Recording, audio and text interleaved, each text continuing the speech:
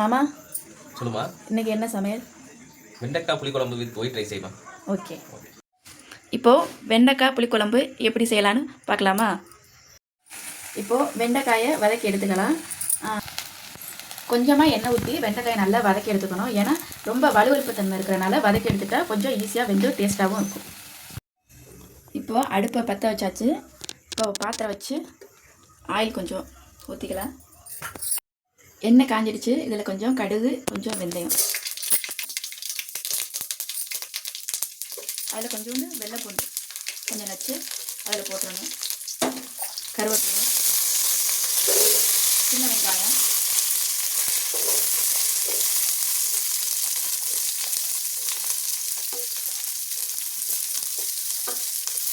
சின்ன வெங்காயத்தில்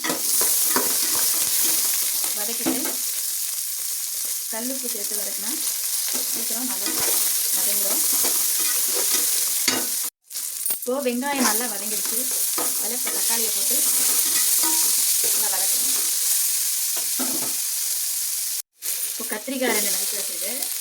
அதில் போட்டு ஆல்ரெடி நறுக்கி வச்சிருந்த வெண்டைக்காயை ஏற்கனவே வாஷ் பண்ணி வச்சிருந்தனால இப்போ மறுபடியும் வாஷ் பண்ண தேவையில்லை.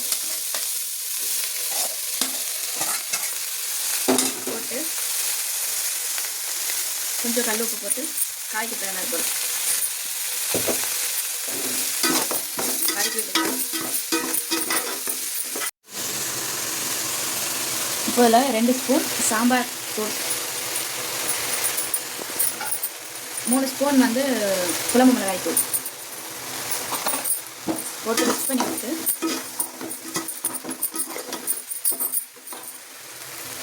லைட்டாக தண்ணி ஊற்றிக்கலாம்.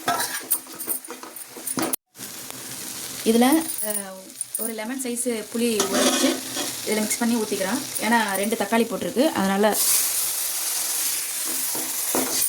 கொஞ்சம் புளி கரைசல் ஊற்றிட்டு நமக்கு தேவையான அளவு தண்ணி உப்பு பார்த்துட்டு ஒரு 10 நிமிஷம் வேகட்டும்.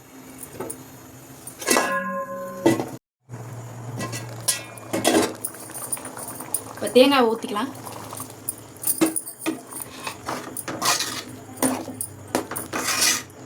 அது சிம்மில் வச்சுட்டு 2 மினிட்ஸ் கழிச்சு ஆஃப் பண்ணிட்டா டேஸ்ட் நல்லாயிருக்கும். தேங்காய் அரைச்சி ஊற்றிட்டு ரொம்ப நேரம் கொதிக்கக்கூடாது, குழம்பு டேஸ்ட்டாக இருக்காது.